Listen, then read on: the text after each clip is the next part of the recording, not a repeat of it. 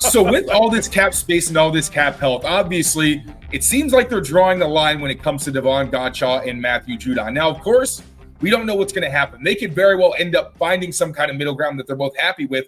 But why do you think there is so much difficulty with these two players? And what do you think reasonable deals would look like for each of these guys? Age. The NFL is such a young man's game. Mm-hmm. They are the Patriots only have six guys on this team that are over the age of 30. Mm-hmm. All right. Hunter Henry and Andrews were the only ones who got extensions that are going to be 30 this year. Yeah. Okay. Yeah. It's a young man's game.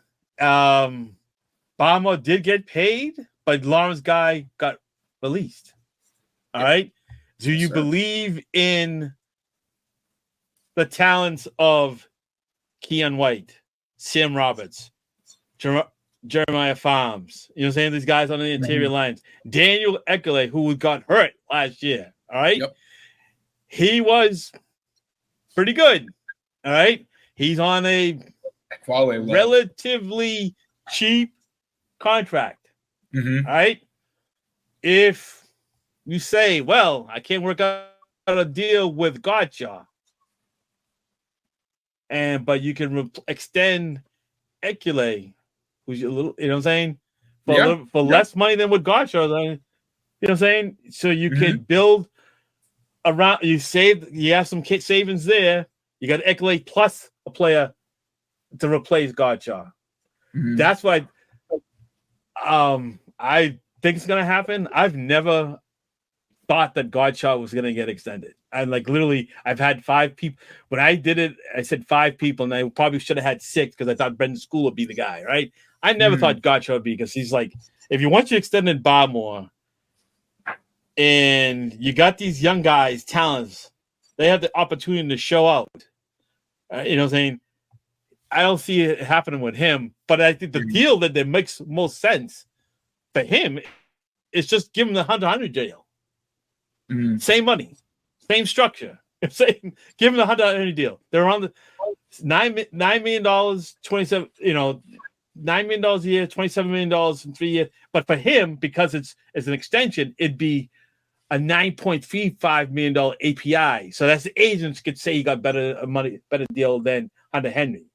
All right, because of the new money thing. All right, I'll be pleasantly surprised if Godchaux signs a deal with them. I will not be shocked if he gets traded. Okay, I will be surprised that they don't reach a deal with Judon, because it's relatively easy to do so. I just think that they're deciding they're negotiating on the guaranteed money, not the guaranteed money for 2024. All right, because we know he's not getting cut. All right, we know that Judon is not getting cut. Period. All right, that's not happening. So we just get to say, we can also both, so we can think that his salary that's out there for, is already, it's not explicitly guaranteed, but we can say implicitly guaranteed. Right. Okay. So they're talking about the guaranteed money for 2025 and 2026. Mm-hmm. All right.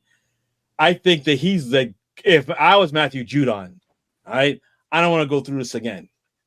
3 straight years. All right. Let's get something done. So he did this, so I want guaranteed money for 2024. I want all of my salary for 2025 fully guaranteed. I want a good portion that you have to think about cutting me in 2026 in the early part of free agency. Or I want a huge roster bonus in the early part of the offseason. So you have to make a decision. So I can go into free agency at the beginning and not at the end. Yeah. All right. One of those two things. All right. Mm-hmm. That's what they're looking. That's what, if I was Matthew Judon, that's what you're looking for. And so you talk about money, I'm thinking $15 million is the magic number. Okay. Right. He was signed for a deal that's around 30. The original deal was around 13.5. But the cap has gone up since then. Right. His value to the team has gone up since then. All right. Mm-hmm. But he's also older. He's coming off a season. He just played 4 games. So let's go with 15. Let's guarantee the salary for 2024. Let's guarantee the salary 25. Guarantee some salary for 2026. Let's go. End the deal. Let's go. All right. And do you think it's the team that's saying they don't want to get? Sorry, buddy. So do you think that's like kind of where the issue is? The team's like, we don't want to guarantee 2024 and 2025. Is that where you think they're not really? No, I don't think they want to guarantee 26. I think they're willing to guarantee 2024. I don't think they're negotiating about 2024. I think they're negotiating about the guarantees for 2025 and 2026.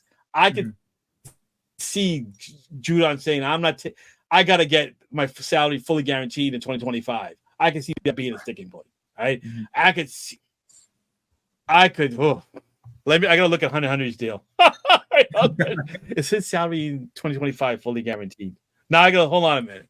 Now I don't know. I should have known this off the top of my head because I know his numbers for 2024, but I don't remember his numbers for 2025. That's embarrassing. All right, hold on a minute.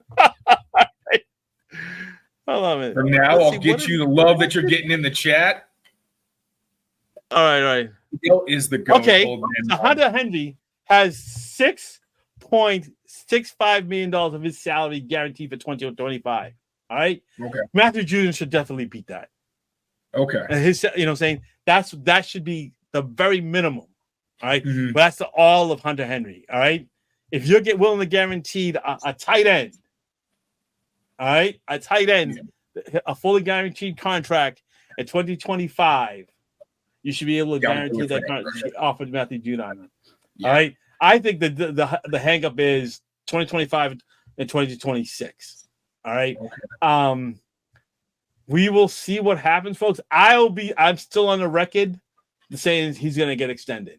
All right. I think all this other stuff is just nonsense. All this noise is just nonsense. We'll see what happens. I could be wrong. All right. But if I'm wrong, it's more likely that I'm going to be wrong because either somebody came in and offered the Patriots a great deal in the trade. And it's saying like he's the two sides that come to reach an impasse. The Patriots say to Judon, see if you can find a trade partner. If they can, and if they do, they give us what they want, you can go, we'll move on. That's more, if I'm wrong, that's the more likely scenario that happens. Take the guesswork out of buying NBA tickets at Game Time. Download the Game Time app, create an account, use the code CLNS for $20 off your first purchase. Terms apply. Again, create an account and redeem the code CLNS and get $20 off. Download Game Time today. Last minute tickets, lowest prices, guaranteed. So Godchaux, you think ends up getting traded because they're not going to try to? I think he gets traded. I especially if the young guys show out in training camp. I mean, Ekele, who else do we need to them to show up to be really the top three would be Equale, Jeremiah Farms. Then Barmore played a lot of nose tackle last season. Yeah, so it's like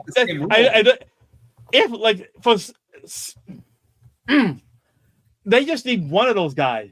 Yeah, one of those guys, and then say bye, Godchaux. And then you got younger and cheaper.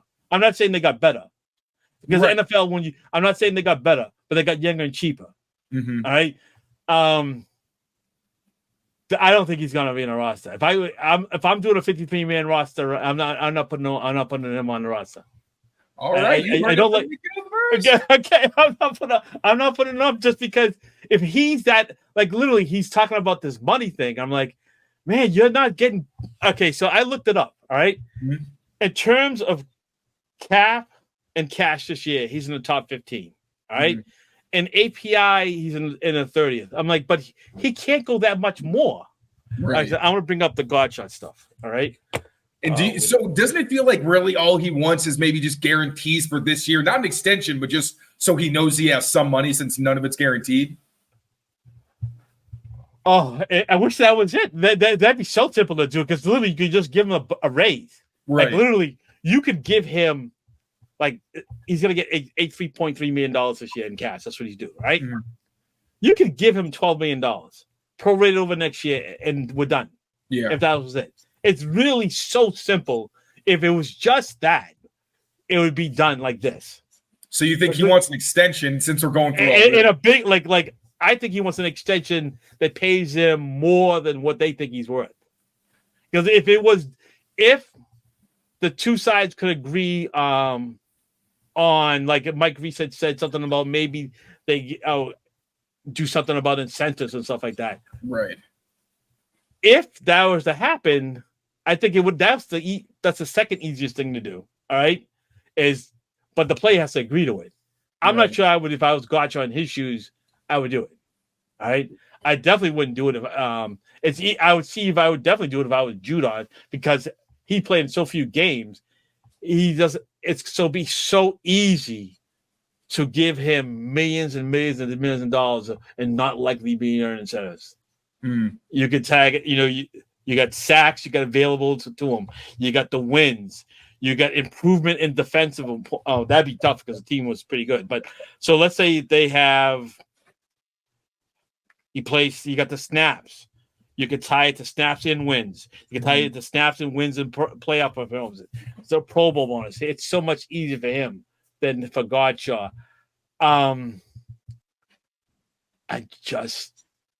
Godchaux has to be thinking. I looked at this the other day. Let me look at my table again. Hold on a minute. I started thinking, like, he can't ask for that much more than where he is right now. And I was on the same page because we're talking about, like, obviously he is vital to their run defense, but this is a team that, like you mentioned with Lawrence Guy, has already shown that they may philosophically be moving on.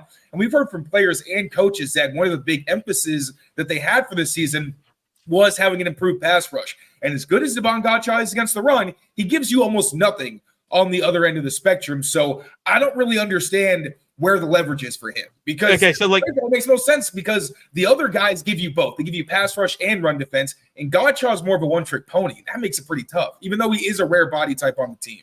Okay, so all right, let's look at the Bills. Oliver, he got $17 million a year. All right, is Godchaux's getting 10.4? I don't think that Godchaux is Ed Oliver. No. Okay, all right. So let's split the difference. Grover Stewart in the Colts, $13 million. It's closer. Okay, see, right? So that if Godchaux thinks he's Ed Oliver, Patriots thinks he's Grover Stewart. Okay, you're not gonna get it, and they can't come to an agreent. Nothing's getting done. I don't know how you bridge that gap. You know what I'm saying? That you can't bridge that gap. You know what I'm saying? You can't. You really can't. You got to one. And I don't blame the Patriots for saying things like that. I wouldn't do it if he thinks he's Grover. If he thinks he's Ed Oliver, walk away. Yeah, just walk away. And like, if you can't make a deal and he's going to be unhappy about it, walk away.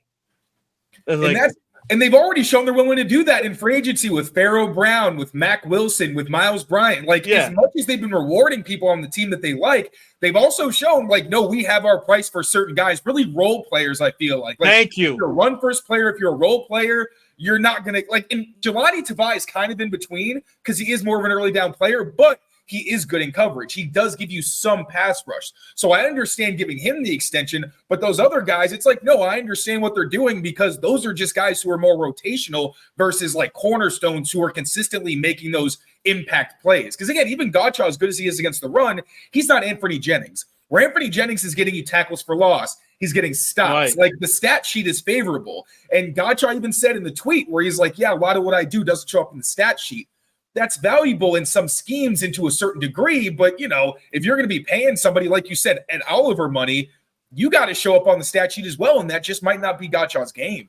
Yeah, and you can't, like you said before, you can't. It's hard to bridge that difference, and that's where I think that's where the difference is. I look with Judon. I don't think it's the valuation of his play. I think it's the structure of the deal that's the holdup, and that's. Okay. You know what I'm saying? I think that's the difference in those two players. But Judon's one you think is going to get done? I think it's going to get done because I think it's more about the structure of the deal than the valuation of his play. So it's one of those, it's really just wait and see. They got to do the behind the scenes work, but it's not. They have until they really have until what? If he's going to hold in that he could hold in. All right, but they get to July 20. They like to get everything done by July 24th. All right, so what are we? Less than a week away. All right, we'll see what happens. I mean, I wouldn't be surprised they get a deal done this week. No, but before the 24th.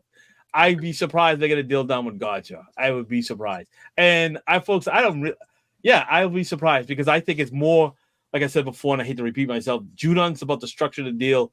Godchaux is about the valuation of the play. And that's a big difference.